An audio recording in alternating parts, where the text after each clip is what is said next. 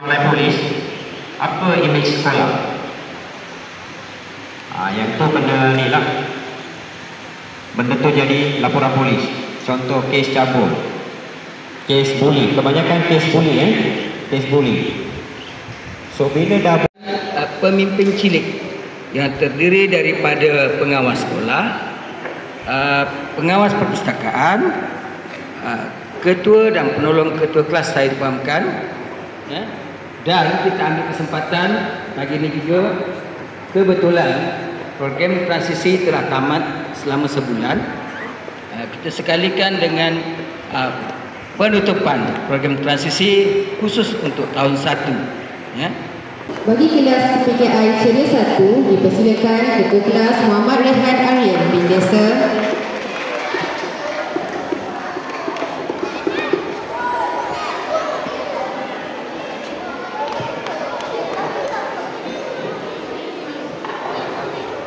Dan penolong Ketua Kelas Muhammad Aidil Ashraf bin Abdullah.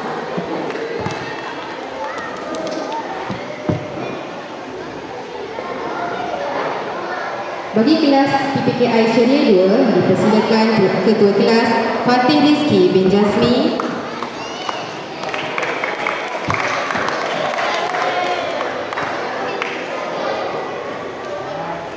Dan penolong Putri Nurul Iman binti Fairul Anwar.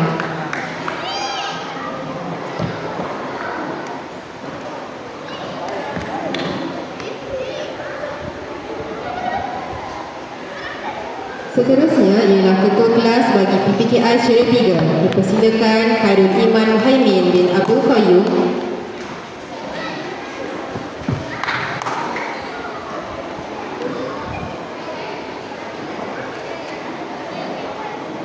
Dan penolong Ahmad Fawaz bin Muhammad Fazli.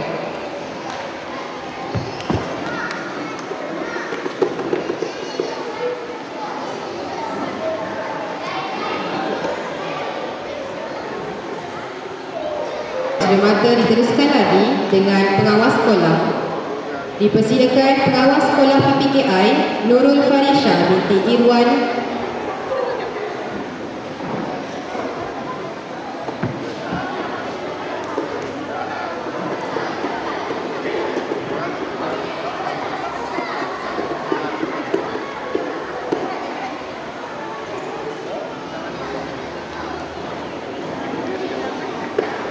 Dan Muhammad Khairil Iman bin Muhammad Hainur.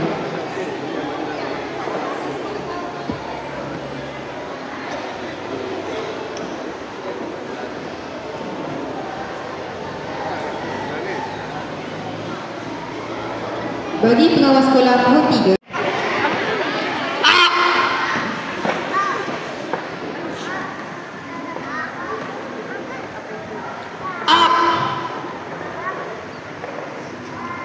Ikrar pengawas bahawa saya